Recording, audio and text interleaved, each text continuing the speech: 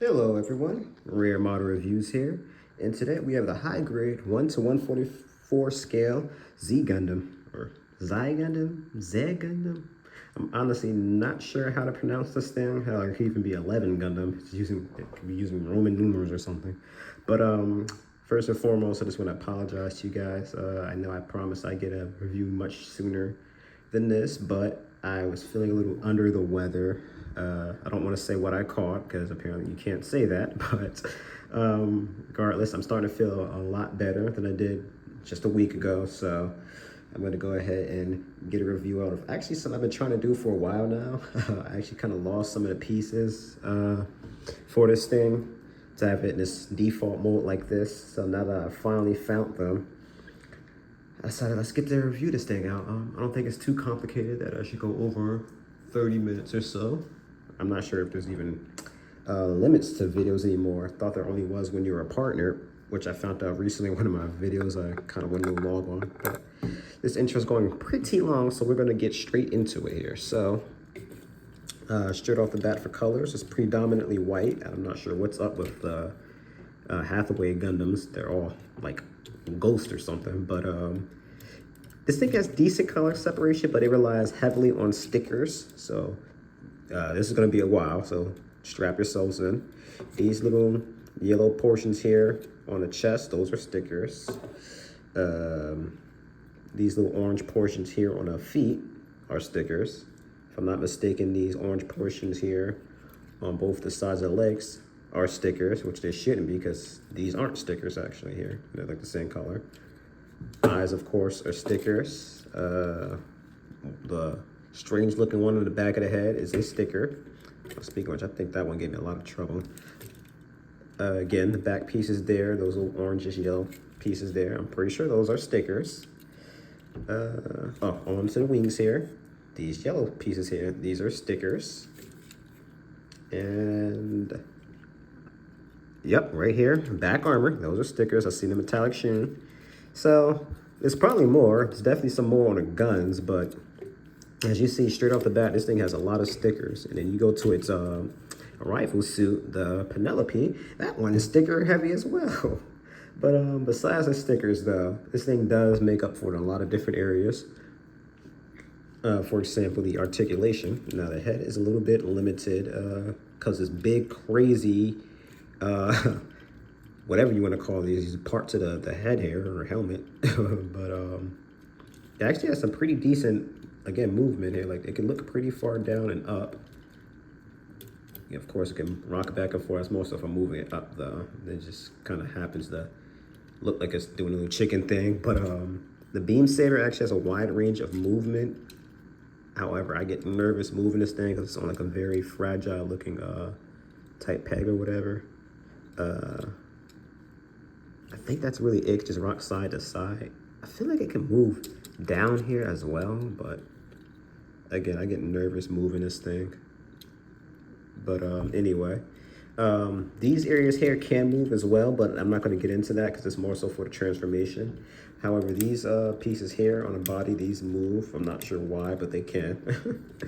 The arm, it can move up around here, and this little fin here can actually move out way more than it probably needs to. That's one issue with this thing though, and it's the same with the Penelope too. It's just this thing is so exotic-y that's like a lot of the elements getting away with it. So actually, I will move this, see if this helps with the arm articulation a little better. But again, yeah, as you can see, this thing pretty much has like perfect articulation. It's just all the armor and whatnot get in the way of it, you know. Like this thing right here, this can like move 360, but again, it clips onto this part of the wing here. I mean, if you move that again, yeah. This is on, not a ball joint, it's like a peg, I guess. Wow, that wasn't supposed to happen. But as you can see, it's 360. Jeez, if I can even pop this thing out. Yeah, so I'll just go ahead and pop that out. And I'm not reaching all the way over the table for that, so that's gonna stay there. And what we're gonna do is, I guess, first accessory, geez, we're gonna put in the fist hand here. Well, technically this is the holding hand. I don't think it has fist hands, but it doubles as one. The side armor here moves up about here. And surprisingly, how big this guy is, again, this is what I said about articulation. It can do a split. So of course, you go over to the other arm here, move that over, and this guy is doing splits. Put him down to the ground, everything. So that is very impressive, especially for a high grade, that this articulation allows that. And as you just seen there, the front armor moves up very high, except again, how exotic this design is, stuff starts knocking into each other. You'd be able to do a bit of a kick if it weren't for the design. Like, the design is this thing's worst enemy, because the crazy, wacky design kind of limits the movement. But otherwise, as you can see, the articulation here is incredible. Has some ankle movement here, but again, I digress. You know, I don't think I need to say anymore. This actually can move down more than this. Not gonna say it, but this is again part of the transformation more so. Same with this, that's more so for the transformation, but it can move. Get this thing back down, there we go. The back armor here, I believe the Xi Gundam, they tell you to cut these pieces here at the back in half. It's like, I guess like a peg that you put these in here with the back piece there. But these otherwise would be connected if you didn't do that, but they can move individually. And you can reveal that this thing has a little funnel missiles in there. Very detailed for a high grade. Of course, if this was a master grade, it'd be even more detailed, but we'll save that little thing for later. But otherwise, I believe that's it for articulation. I think I covered it all, if I'm not mistaken. Actually, no, I didn't. Forgot about the wings. So the wings, they don't actually move that much. I mean, there are multiple pieces of articulation to it, but despite that, they don't really move that much. Don't really move out either. Can move up and whatnot like this as well. So of course, there's that. But again, we're gonna get into the articulation a little later. So what we're gonna do for now is accessories. So take this hand out here and actually go ahead and take the beam saber out. Just want to twist it off. I believe you're supposed to twist it. And what you're gonna have to do for this is you gotta take off the hand there. Thankfully, it's not hard to do. I hope I'm getting this thing right. I always kind of get the, because this beam saber is very asymmetrical looking. Well, actually, no, it's not. But now that I think about it, but I still get confused looking at this thing. So it comes with 2 clear green beams. These are actually master grade beams, by the way. I just want to point that out. So you just spin that in there. I believe this is the right way. I believe this is up. And then it has like a little smaller beam. This is not a high grade beam. It's actually slightly smaller than one. But you put that right in there. And one thing I want to mention about the smaller beams is they don't quite fit in here the way they should. Actually, let me back this up a little. It's a little too close. But I managed to get it on the first try this time around, but do not be surprised this thing fell out. So you're just gonna put that right back in there, and it fits in pretty well. It's actually harder to get out than get in half the time, but as you can see, it has like this nice double beam saber here, very Gundam Seed-esque. Then again, I guess the original series, the Gelgoog, first started this little trend here, but still. And this thing is very long, as you can see, because this is a master grade beam. However, we're gonna get into some size comparisons with this thing later. Dang, and actually in high side, I should have brought a master grade to compare it with. It's no biggie. So, next accessory is going to be the beam rifle, which this thing used like a second in the show. So, I'm sorry.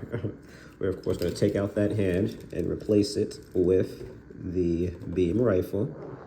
And as I said, this thing is very sticker heavy, so you have a clear metallic, not even clear, a metallic green sticker for the scope on the bottom there, and a little orange one that looks terrible on the top because it's not metallic like this one is, so it looks very dull in comparison. And that's one, my first gripe about this kit, well, technically second.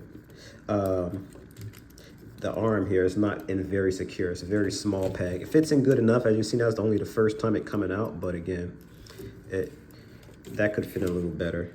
So again, nothing really to write home about this beam saber. It looks exotic, just like the rest of the kit. I will give it that much, but again, it's cooler beam rifles out there. So next, for both arms, by the way, this side and this side, there's a little hard point there. You just snap that out, and then you put the shield on in here. And again, let me back this up. So this thing, again, very sticker heavy. This piece down here is a sticker. These pieces on the shield here are stickers. It's funny, I actually didn't realize these were stickers, so I colored these in, but I just used a sticker for the hell of it. So if these stickers ever fell off, at least the shield would still look good. Probably honestly would look better colored than with the stickers. The stickers look a little crappy, IMO, but it is a high grade, so you kind of can't expect high grades to be perfect. But otherwise, this is the only way you can really mount the shield in on the arm. However, of course, it is on a ball joint, so it does allow some decent mobility. And it actually kind of does wiggle a little bit, so that's cool. If you wanted to do the whole Gundam origin thing, you can have it spin up backwards. Although again, because the awkward design, you really just want to point it out like this. And this, also want to mention, this shield's kind of skinny, isn't it? Like, what is it really blocking with this? They block the head, the cockpit, but that's me getting into some gripes here. But I believe that's it for accessories. So actually what we're going to do now is we're going to do the transformation I've been talking about. So first off, what you got to do here is take off the wings. Ignore that, that was my tweezers I had just in case. I don't think I'll need those though. So you're going to have to take the wings off, and actually let me make sure I have this in a way where I don't lose anything.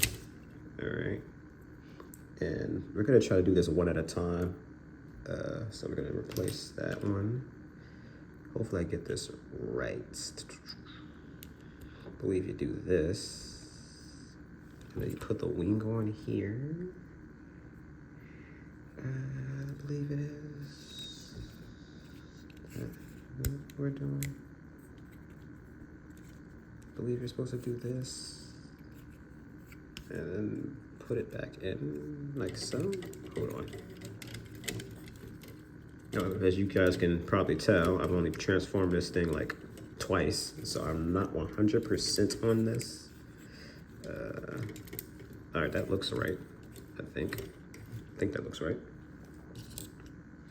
So now we're gonna do the other side. Honestly, probably should be doing this on the action base, which I will get into in a second. There we go. All right. Things are a pain to get on and off too. Okay.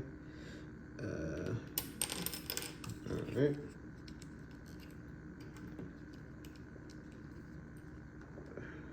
So again, just want to make sure I'm doing this right.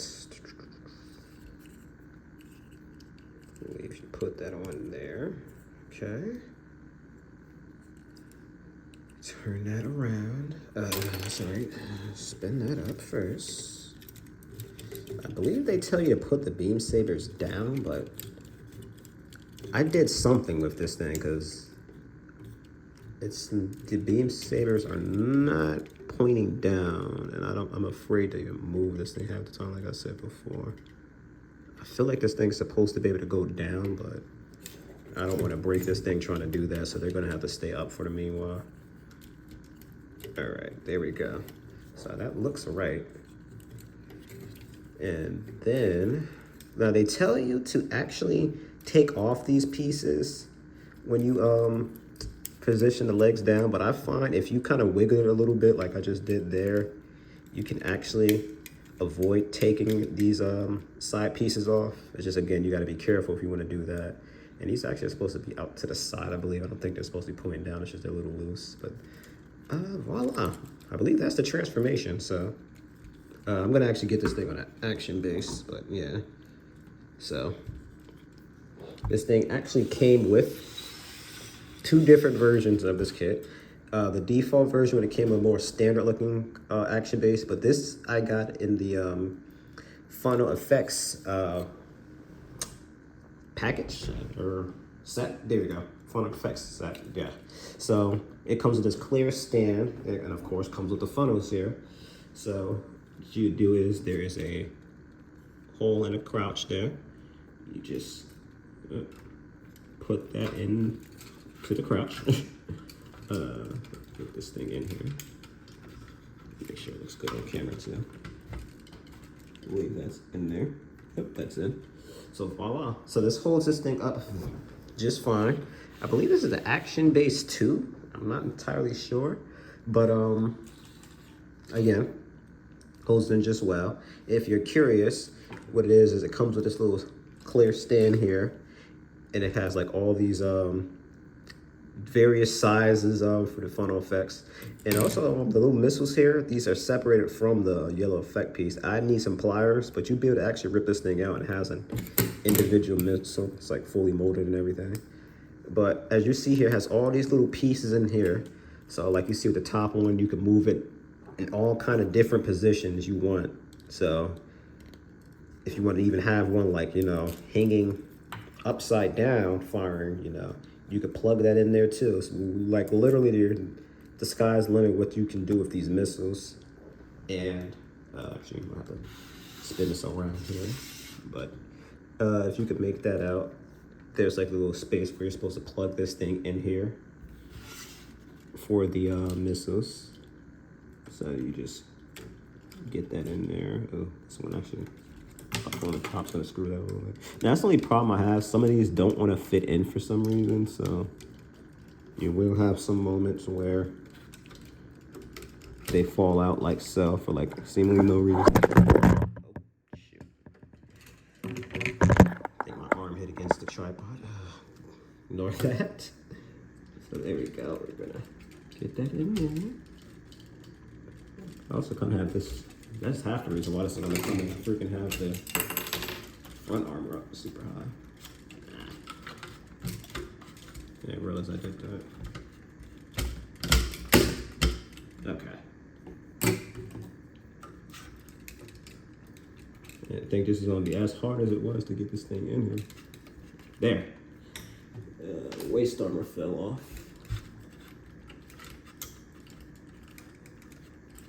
There's side armor. Okay. All right. I swear it's never that hard to get it in there, but it's a little tough trying to do this on camera while showing it off and all that. But again, as you can see, you can pull it all off. So, ironically, I probably shouldn't have done this. I should have probably did this last. But again, there he is, all posed up there in a funnel effects package. So I'm actually gonna leave him like this for a second, just so I can give my verdict. And then I'm gonna end this with some size comparisons. But again, this is only a high grade, but it's not a bad high grade at all whatsoever. It has its faults, but this is a very complicated design. And when you have kits like this with they're based off something so complicated, there's not much you can do in terms of making it, you know, up to terms with modern kits, and at the same time making sure it's faithful to the design. So a lot of this stuff can't be helped. But all that being said, it does its job pretty well.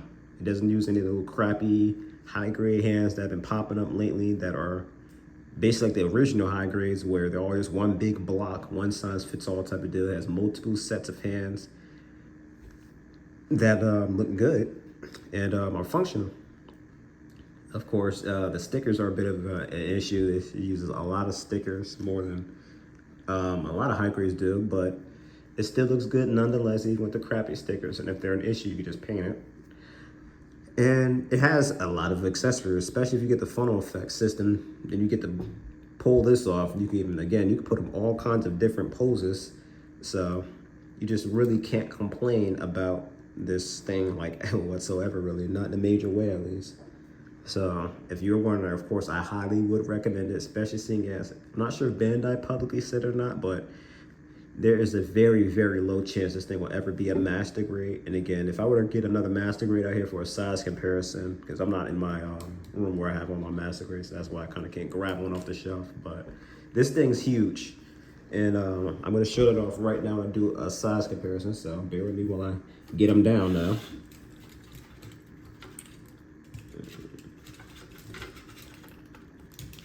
Okay. Now,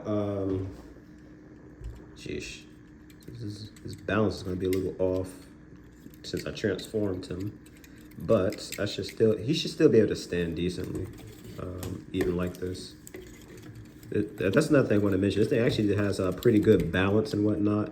It actually can stand pretty well, even like this, as you see. No problem just having him stand. Push him back a little. So I'm gonna start off with the, I guess this is actually technically the Odyssey Gundam or Odysseus. I'm not entirely sure how you pronounce this thing. Trying to get him in here because this is a wide boy now with the wings spread out. But as you can see, I think the Odysseus is actually a little taller. I can't quite tell. This is so freaking wide. Maybe I'll stand him in the back. That'll give me better.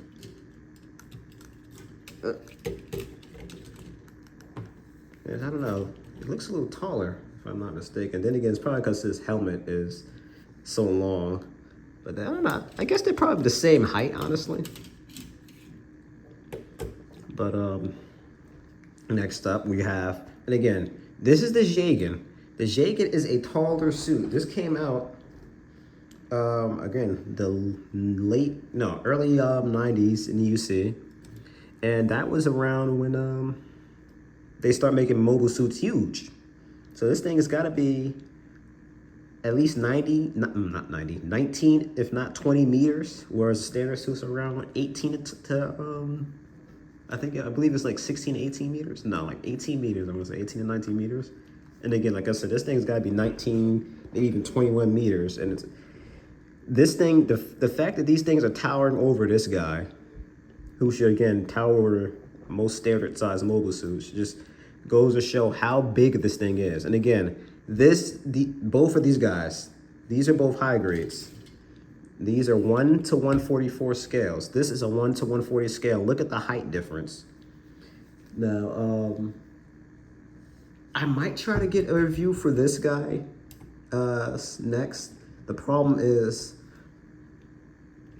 for me to do the Penelope, it's a parts former. I have to put things on it, and it's a pain in the butt to do that.